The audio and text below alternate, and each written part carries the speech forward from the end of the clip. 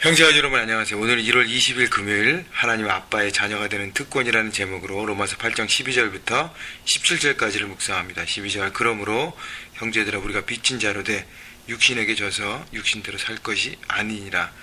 자, 바울이 로마서 8장 1절부터 11절 앞에 부분을 통해서 이제 생명의 성령의 법이 죄와 사망의 법에서 너를 해방했기 때문에 더 이상 육으로 살지 않고 영으로 살라고, 성령의 음성에 순종하고 그 음성에 따라 사는 삶을 살라고 바울이 권면합니다. 그래서 12절에 다시 한번 반복하면서 육으로 따라 살고 육신에게 져서 육신대로 살아가는 것, 내 자아와 욕심과 이기심, 정욕에 따라서 그것을 채우느라고 그것을 위해서 산다는 것은 결국 13절 너희가 육신대로 살면 반드시 죽을 것이로되 사망과 죽음만 기다리고 있다고 얘기하는 것입니다. 그래서 영으로서 몸의 행실을 죽이면 살리라.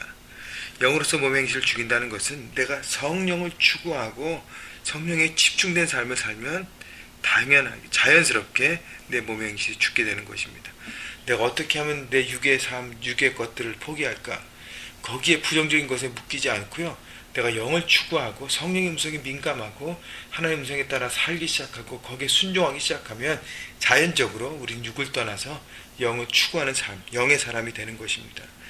14절 무릇 하나님의 영으로 인도함을 받는 사람은 곧 하나님의 아들이라. 그렇기 때문에 성령님을 따라 살기 때문에 하나님의 아들로 일컬음을 받고 하나님의 자녀가 되는 것이죠. 그렇기 때문에 성령의 음성에 늘 귀 기르고 있는가를 생각해 보십시오. 우리가 지금 클릭히트를 하고 말씀 묵상하고 있는데 단순히 말씀을 공부하고 깨닫고 여기서 하나님의 뜻을 찾고 있는 것에 내 어떤 뜻과 의지가 너무 강하지 않는가를 생각해 보시면서 말씀을 묵상하고 생각하면서 성령님께서 이 말씀 속에서 뭐라고 말씀하시는지 성령님 깨닫게 해주옵소서. 간구하면서 그 음성에 늘 민감하고 그 음성에 따라서 움직일 때 결국 듣는 연습과 훈련된 귀를 통해서 우리는 영의 사람으로 점점 성숙되고 그렇게 태어날 것입니다. 15절 너희는 다시 무서워하는 종의 영을 받지 아니하고 양자 영을 받았으므로 우리가 아빠 아버지라고 부르짖느니라. 자, 우리가 종의 영을 받지 않았다는 것이에요. 양자 영을 받았다는 것입니다. 우리가 죄의 종이었는데 예수 그리스도의 십자가를 통해서 자녀가 되는 양자 영을 받았습니다. 우리는 어답션 된 것입니다. 하나님께로요. 그래서 하나님을 아빠, 아버지라 부르짖을 수 있다는 것입니다. 여러분, 우리가 하나님을 아버지라 부를 수 있는 특권을 주셨어요. 우리가 노예였는데 자녀가 되는 새로운 신분을 주셨고 그 다음에 새로운 신분을 통해서 아빠라고, 하나님을 아빠라고 부를 수 있는 특권을 주셨습니다. 그렇다면 우리는 그 특권을 얼마나 사용하고 있느냐는 거예요. 아버지로 부르기 위해서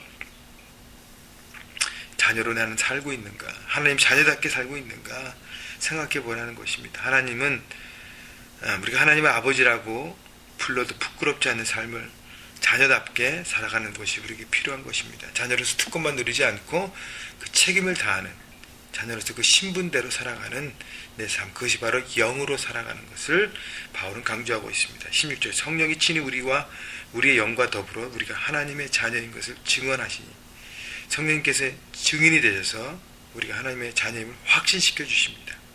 우리는 바로 하나님의 자녀인 것입니다. 내 마음속에 확신시켜 주는 거예요. 우리가 죄를 짓고 넘어질 수 있지만 그럼에도 불구하고 하나님의 자녀가 되는 것, 변동 없고 변함없는 확신이라는 것을 성령께서 우리에게 각인시켜 주는 것이죠. 그래서 늘 우리는 성령 하나님의 음성에 귀를 기울이고 그 음성을 따라가는 것이 필요합니다. 17절 자녀이면 또한 상속자 곧 하나님의 상속자요 그리스도와 함께한 상속자니 우리가 그와 함께 영광을 받기 위하여 고난도 함께 받아야 할 것이니라. 자녀에 머무르지 않고 상속자가 되었다 그랬습니다. 얼마나 큰 특권입니까? 하나님의 나라, 하나님의 그 사명을 받은 사람이에요. 그렇기 때문에 우리가 상속자로 또 특권만 누리는 것이 아니라 책임을 다해야 되죠. 그렇기 때문에 영광을 누리지만 거기에 플러스 고난이 있다는 것입니다. 십자가 플러스 부활, 고난이 있고 영광이 그 다음에 온다는 것이죠. 그래서 십자가를 통과하지 않은 영광은 없다는 것입니다.